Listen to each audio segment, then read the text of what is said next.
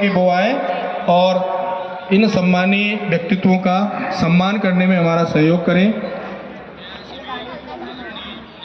मुदगल जी का नाम किसी परिचय का मोहताज नहीं है, इस जिले में ही नहीं, इस प्रदेश में ही नहीं, समूचे क्षेत्र में हमारे जो स्वर्गवासी मुदगल जी थे उनका बहुत बड़ा एक शिष्यों का परिवार और धर्म और अध्यात्म के माध्यम से जो सेवा उन्होंने की है और जो अध्यात्म को ऊंचाइयां उन्होंने दी, निश्चित रूप से वो प्रशंसनीय है। उसी तरह हमारे आदरणीय प्रकाश मुदगल जी भी उसी सेवा भाव में उन्होंने जो गंगा प्रवाहित की थी उसको आगे ले जाने का कार्य कर रहे हैं। और मैं हमारी आदरणीय दीदियों के बारे में बताऊं कि 1976 में, अगर मैं गलत नहीं, 1976 में आपने परिवार को त्याग कर पूरा जीवन समाज के लिए, धर्म के लिए देने का जो संकल्प किया उसी को निरंतर आगे बढ़ा रही है।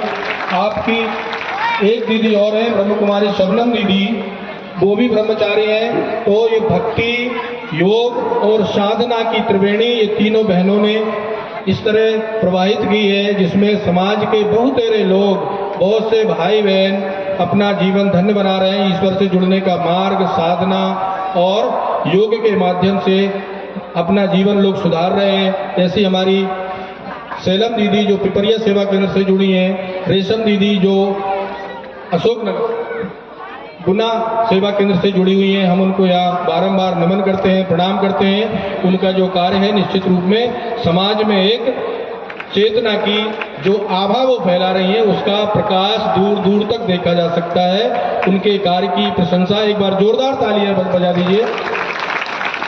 अतुल सेठा जी शायद यहाँ आए नहीं है, तो ये एक तो लीला के माध्यम से भक्तों को सेवा का, भक्तों को ये प्रेम का रसपान और महनीय व्यक्तित्वों का सम्मान, ये दो बातें हम परंपरा से हर वर्ष जो कार्यक्रम होता है उसमें हम करते आ रहे हैं। और आप सब लोगों का सहयोग और सक्रिय सहयोग इसमें बना हुआ है, तो आप भी अभिनंदन के पात्र हैं। एक बार आप अपने लिए तालियां बजा दीजिए, क्योंकि आपके बिना ये कार्यक्रम भी सफल कहा नहीं जा सकता। मुदगल गुरु जी से अनुरोध करूंगा कि वो आए, वो हमें मार्गदर्शित करें। आदरणीय मुदगल जी।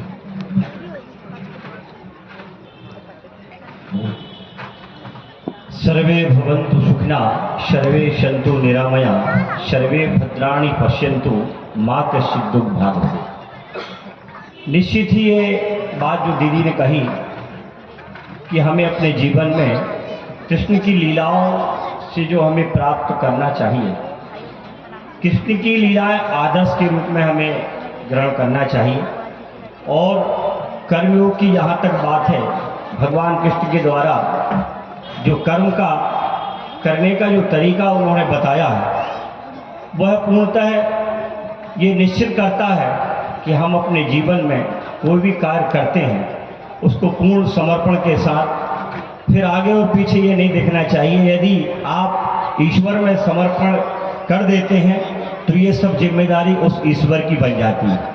कृष्ण ने जब अर्जुन को कुरुक्षेत्र में जब ज्ञान दिया तो 18 दिन वह युद्ध चला और वहाँ पर उन्होंने जो उनको उपदेश दिया है, पहले अर्जुन के लिए साहस बढ़ाया, फिर समाधान निकल के आया और फिर शरणागति प्राप्त हुई अर्जुन को।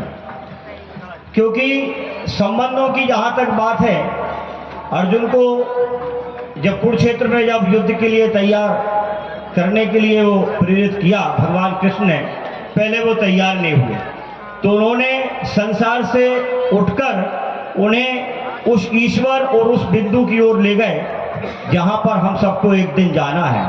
और ये जब उपदेश उनको लगे तो उनका साहस बना, और जब साहस बना तो समाधान उन्होंने ये बताया कि मैं तुम्हारे साथ बाल सखा या मित्र या जो भी आप मुझे समझ रहे हैं, मैं आपके साथ जरूर हूँ, लेकिन मैं समाधान करने के लिए आया हूँ। जब वह विराट रूप के दर्शन दिए तब तब अर्जुन ने ये जाना कि वास्तव में जिन्हें बाल सखा और अपना मित्र समझ रहा था, ये तो स्वयं ब्रह्म है।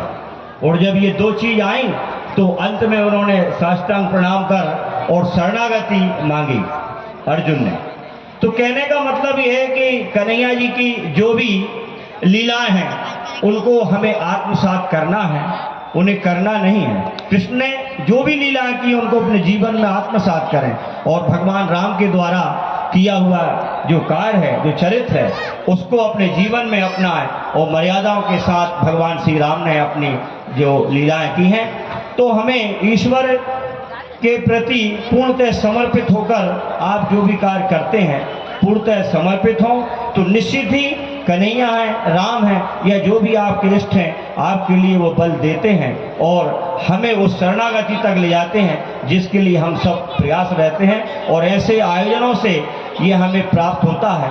कहीं हमें आध्यात्म के द्वारा मतलब कथाओं के द्वारा हमें कहीं कहीं सुनकर प्राप्त होता है, और कहीं आप जैसे जब मंचन होते हैं तब ये लीलाओं को देखकर हमें कुछ प्रेरणा मिलती है।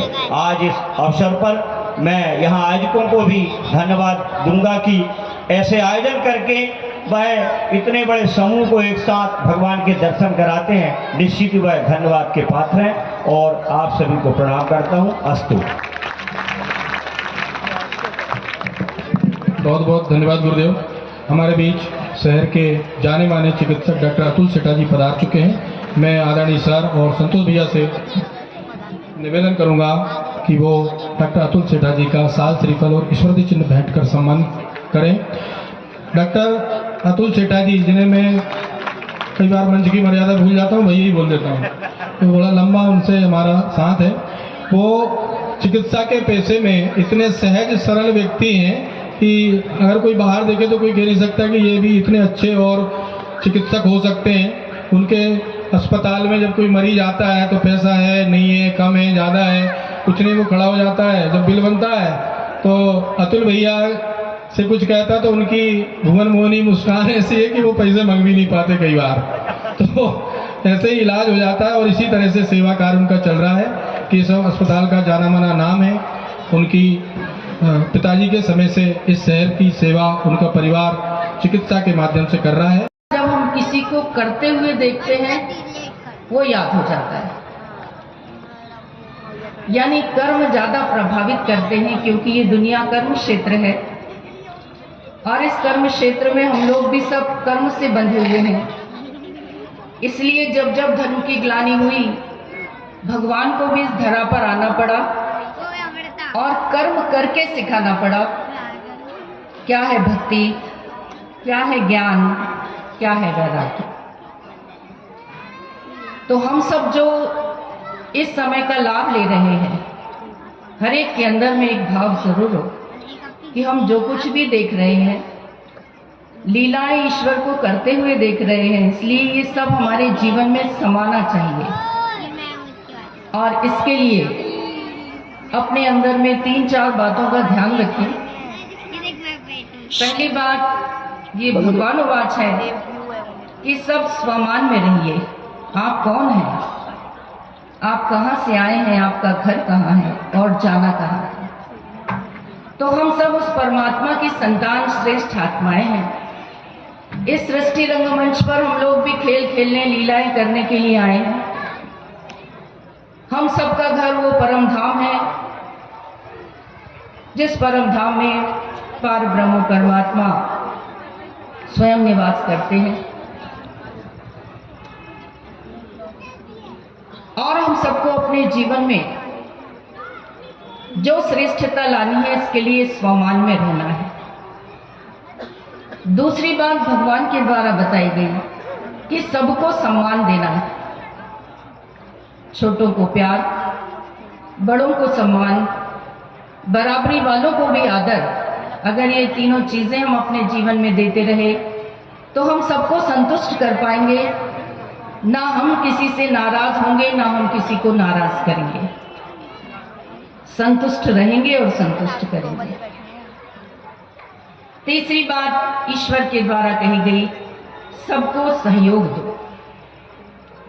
क्योंकि जो सहयोगी होता है, सहयोग देते देते वो योगी बन ही जाता है। तो जो सहयोगी है वो योगी बन जाता है। आपके पास जो भी है, कभी भी इस प्रकार के कार्य में खाली नहीं रहना। चाहे तन का सहयोग दो, चाहे मन का दो, चाहे धन का दो, अन्न का दो, संबंधों का दो, आपके अंदर जो कला और विशेषता है उसका सहयोग दो।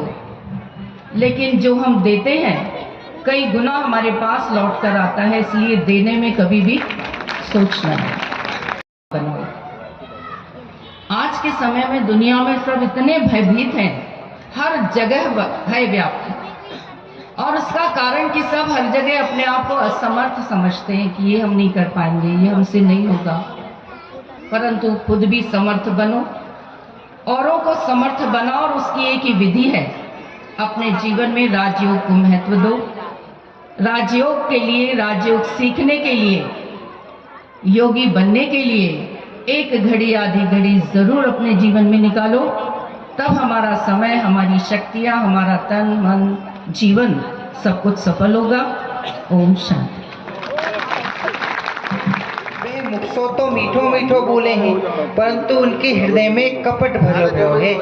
ऐसे कपटीन सो प्रीत करके तो कुका फल मिलेगो। या सो मेरी बात को मान जा सखी, तो उनको नाम मत ले सखी, मान जा।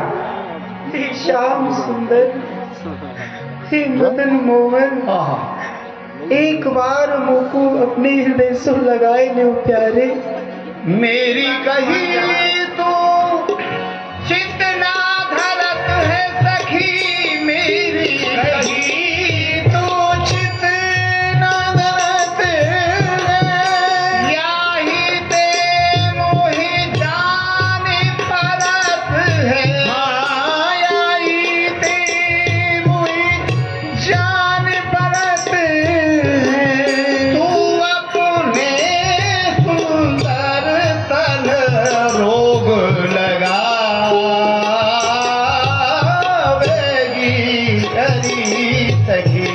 मत ले पापो नाम नहीं पछतावेगी, हरी सखी मत ले। अरे सखी, तू मेरी बात को माने नहीं है। मुझको तो ऐसा लगे है कि तू अपने या सुंदर तन को कोई ना कोई रोग लगाए बैठेगी। सखी मान जा मेरी बात को सखी।